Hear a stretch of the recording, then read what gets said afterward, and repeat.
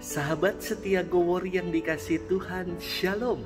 Hari ini adalah Selasa 14 Juli 2020. Kita akan bersama-sama mendengarkan firman Tuhan dari Injil Matius 11 ayat 20 sampai dengan 24. Mari kita siapkan hati kita untuk mendengarkan kabar sukacita Tuhan hari ini. Haleluya, haleluya, haleluya, haleluya.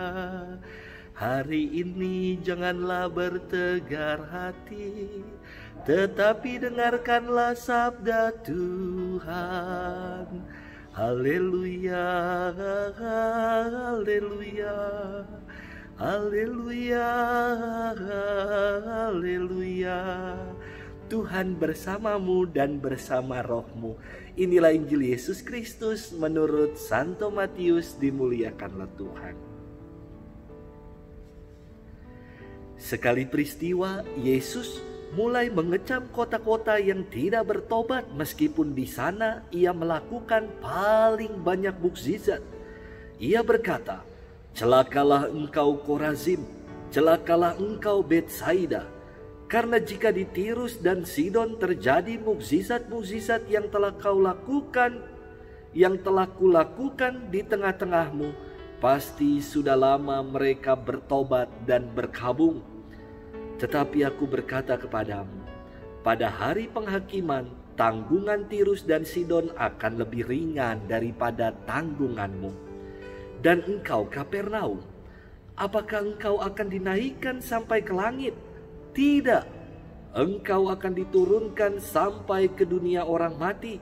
Karena jika di Sodom terjadi mukjizat-mukjizat yang telah terjadi di tengah-tengahmu, kota itu tentu masih berdiri sampai hari ini.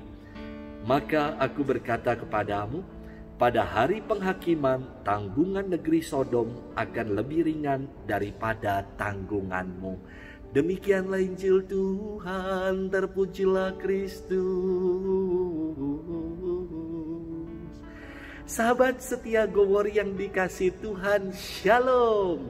Semoga kita senantiasa sehat, penuh sukacita, dan dalam pemeliharaan kasih karunia Tuhan.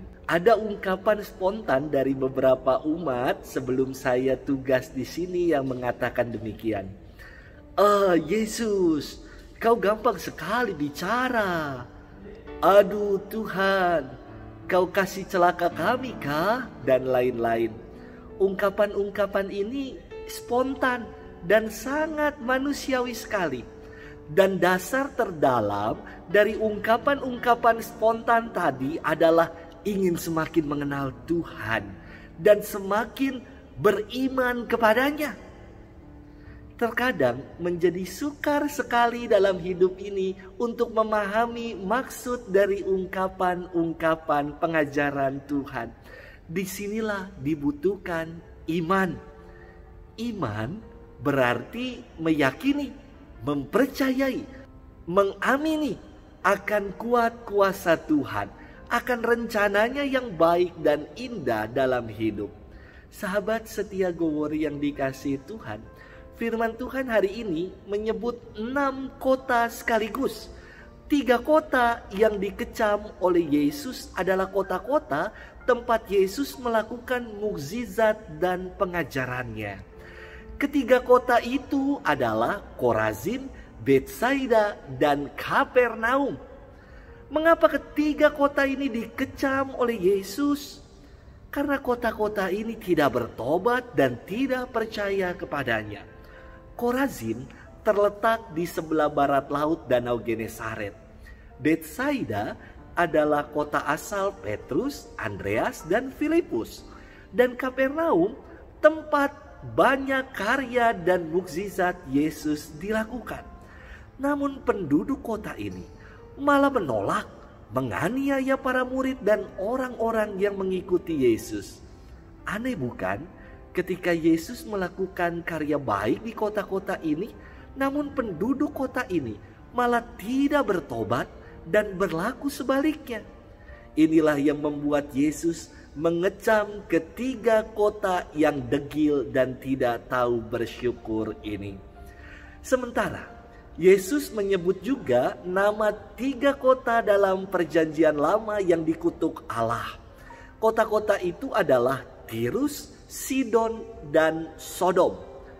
Kota-kota ini dikutuk Allah karena kebejatan moral, tidak percaya Allah dan tidak mau bertobat. Yesus menyebut 3 kota ini untuk membandingkan dengan 3 kota tadi yang menjadi pusat karyanya. Jika di ketiga kota yang dikutuk Allah ini Yesus melakukan karya-karyanya, maka ketiga kota ini pasti akan bertobat dan berkabung. Demikian firman Tuhan hari ini. Sahabat setia Gowori yang dikasihi Tuhan, firman hari ini mengajak kita untuk bercermin. Pribadi macam apakah kita? Apakah kita menjadi pribadi macam penduduk di kota-kota yang dikecam oleh Yesus? Pribadi yang tidak tahu bersyukur dan berterima kasih atas karya-karya baik Tuhan yang telah kita alami. Mari kita bertobat dan semakin terlibat dalam karya kehidupan nyata. Dan itulah ungkapan sejati syukur kita. Tuhan memberkati kita sekalian. Di dalam nama Bapa dan Putra dan Roh Kudus. Amin.